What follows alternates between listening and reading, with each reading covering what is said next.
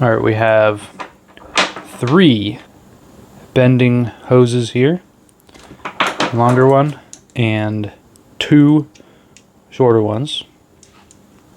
We have a goodie bag here of fittings. It looks like we've got a cone fitting here, another cone fitting, a Zerk fitting, and then on this one we have a needle there. If your ball joint doesn't have a Zerk fitting, you can stab the boot and inject grease like that. And we have a curved extension piece, and then finally what looks like a locking Zerk fitting here, which I'm kind of excited to try this out. And then the grease gun itself, air release valve here, and then I guess this is another air release valve, kind of like a screw that you can unscrew. And then we'll just pop this off. Alright, this takes the standard size of cartridges here, and all you have to do is screw this off. This one does not come with any cartridges. You have to purchase those separately. There's your plunger. Just pull this back as far as it'll go, and then you can put the cartridge in there. As far as the head, we've got really nice grips here, a little blemish there, that's not a big deal. And good action. There's our bleeder screw here, or bleeder valve. Here's the bleeder screw. If I guess you're having a little bit of trouble getting this thing bled, you can just unscrew this. Alright, taking a closer look at our goodie bag here. I'm really curious to see how this one works. It appears to be a locking Zerk fitting here. If this works well, that would be awesome. And then 2 of our fittings here actually have Zerk fittings on them, so I guess you can put this on here and it locks in. That locks in really well.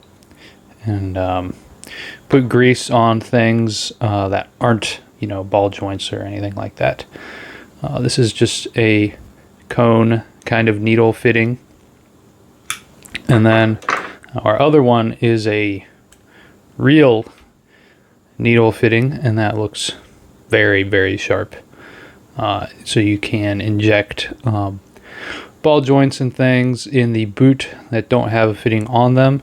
And again, this one appears to pop right in there, nice and easy.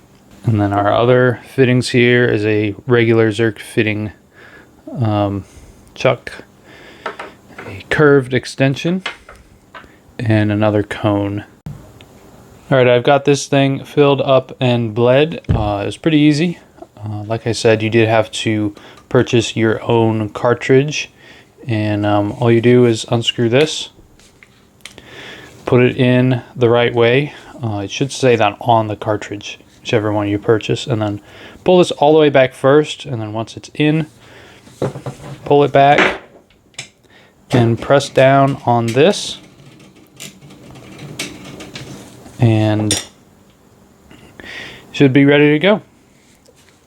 Alright, we are under the car here, and I already know the Zerk fitting works very well, but I really wanted to try out this locking fitting here. I know it works well with the attachments, but I don't know how well it works actually pumping grease into a ball joint. So we're going to try this out here. Again, just press down, and it kind of opens these claws up, and you just put it on the Zerk fitting. Super easy. It does wiggle around a little bit, and then just bump it up. We're going to see how this works here. Alright, so I just filled up all of my ball joints, and this grease gun did very, very well. That locking Zerk fitting worked perfectly. I was a little skeptical about that. I wasn't really sure how it was going to work, and it worked awesome. It didn't leak at all. It was super easy to use.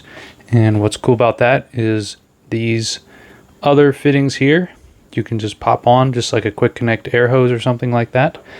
And if you don't have a Zerk fitting on your ball joints but you want to grease them still, you You can break this needle out and carefully stab the rubber and inject some grease into those ball joints.